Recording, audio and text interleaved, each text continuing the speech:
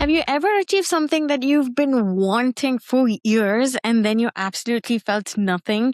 There was no excitement, no fulfillment, no happiness, no satisfaction, just this feeling like, okay, what's next? And I think a lot more people experience this than we realize because from the outside, success is supposed to feel amazing.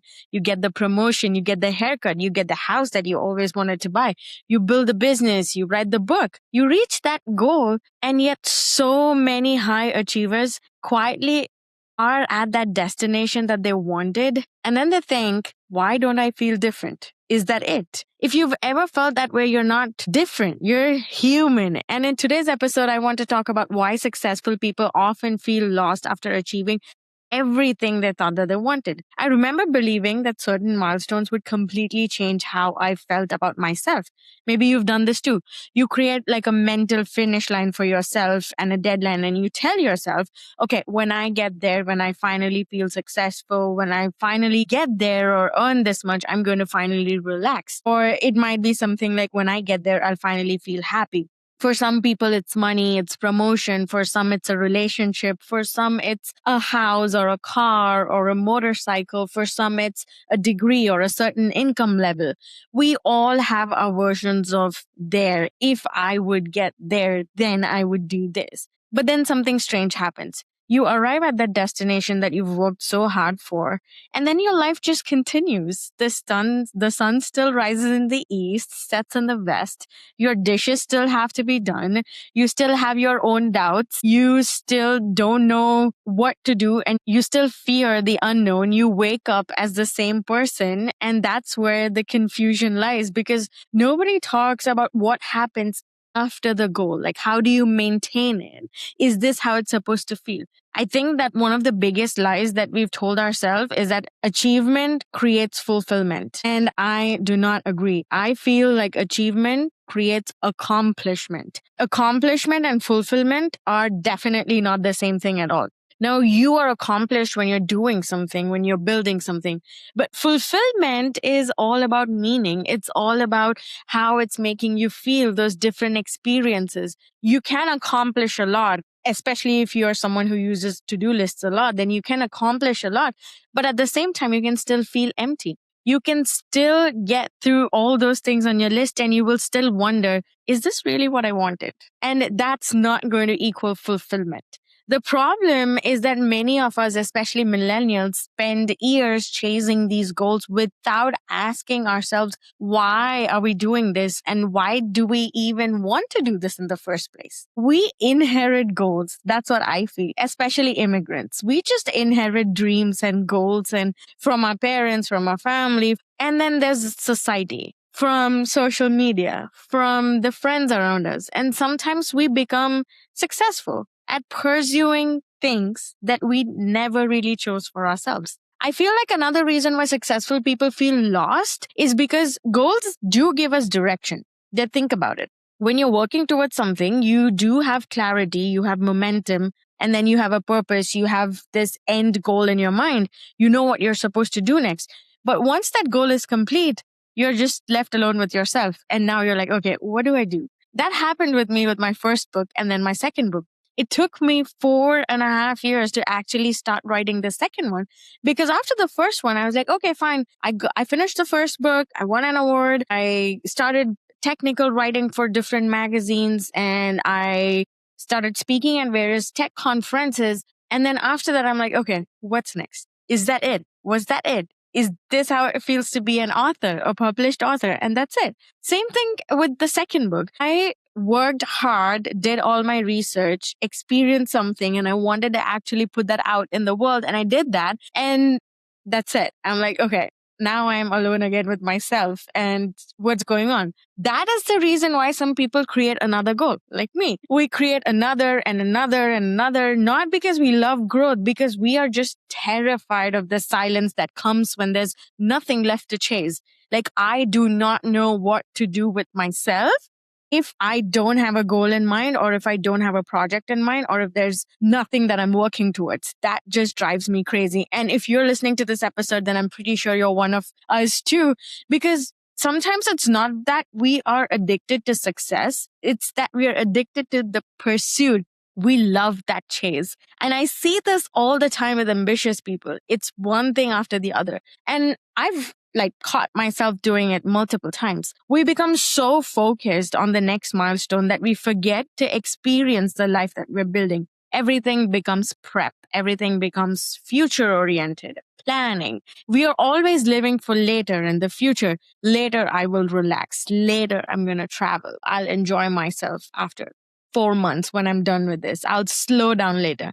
And then one day, when you sit back with your own thoughts, you realize you've just spent years postponing so many things because you were chasing this. And that's a very difficult realization. Let me tell you that. The reason you're listening to this podcast episode is because I've realized that off late. Achievement is not the problem. Yes, I've achieved my goal of being a published author. Yes, I've achieved the goal of getting an award for my book. Yes, I've achieved the goal of starting a YouTube channel. Yes, I've achieved the goal of being a podcast host. But that's it. Like, achievement is wonderful. And then when I ask myself, did it fulfill you? My answer is going to be no, because I know there's a lot more inside me and I know that there's a lot more potential. The problem is that believing that achievement will solve our problems. And it was never designed to solve any of our problems. No promotion can create self-worth. No salary can create inner peace. And no house can create purpose. It's all you. Your work title cannot create your identity, and it shouldn't. So what do? How do we avoid falling into this trap as overachievers? The first step is to separate achievement from identity. And I've been talking about this in the past episodes too. You are not your job title, you are not your income, and you are definitely not your accomplishments. All those things describe what you've done. They don't define who you are. And when your identity becomes tied to your achievement, every successful thing that you do is going to feel temporary, because now you need another one and another and another. And that's exhausting because you keep doing this to feel valuable. The second step is reconnecting with meaning. Sit down and ask yourself, what actually matters to me? I have an exercise in my second book, Unburnable Ambition, and you should definitely do that. I want you to write down what's your true north. Find what your true north is. Not what impresses people, not what looks successful on paper, no. Not what gets likes and views and shares online, no. What matters to you genuinely? Ask yourself, what is actually fulfilling you? Because fulfillment often comes from things that don't look impressive. Trust me, relationships, your health, purpose, growth. Like, think about it. If you want to get serious about fitness, you have to say no to a lot of events. You have to say no to a lot of things that don't align with your fitness goals. And that doesn't look impressive to people around you. People are going to make fun of you.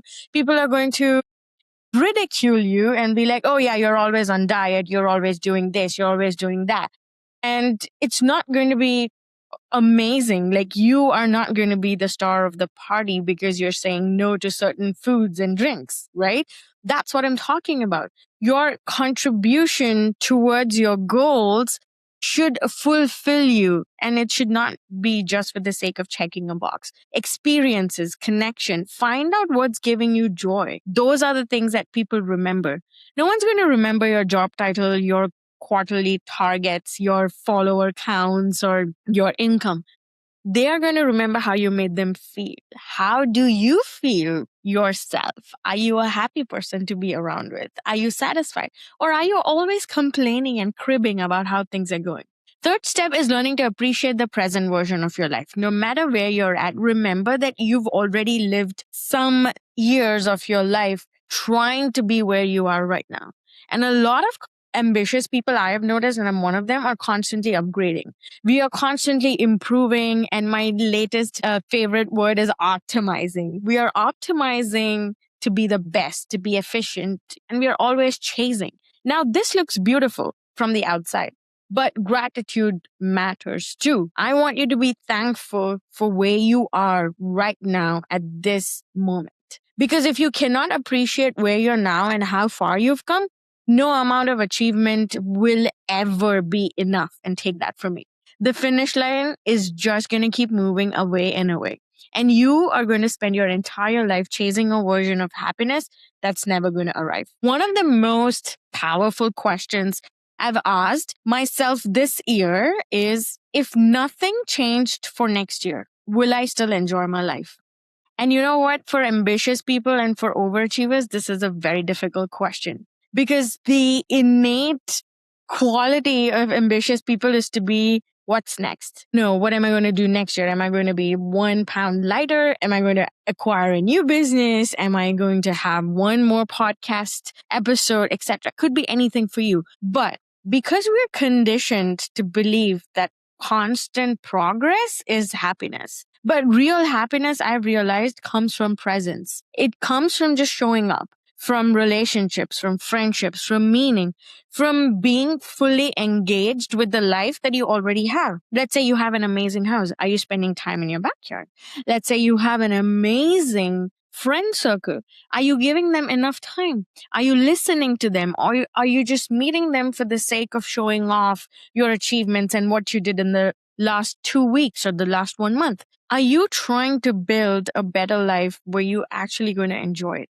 If you've been feeling lost lately, despite doing all the right things, despite working hard, despite achieving your goals, I want you to know something, that no matter how ambitious you are, everyone feels lost at some point or the other. And it doesn't mean that you've outgrown the destination that you were chasing. It just means that you've not failed. There's something there, and there's something that's going to give you that fulfillment, and you should be okay with that. This isn't a sign to tell you that something is wrong. It's me inviting you to ask yourself a better question. I don't want you to figure out and ask yourself, what should I do next? I want you to figure out and ask, what kind of life do I actually want to live? Because success is not the goal. A meaningful life is. And you'll understand that as you go into your late 30s. And you know what? If this resonated with you, let me know in the comments. I am always glad for everything that you guys talk about. And so please let me know what you feel in the comments. I really appreciate those. I read each one of them. And let me know if you've ever achieved something that you thought is going to make you super happy, but then it didn't. And I would love to hear your story. So thank you so much for listening. I'm your host, Sheekha Singh, signing off. As always, keep growing, keep glowing, and be yourself.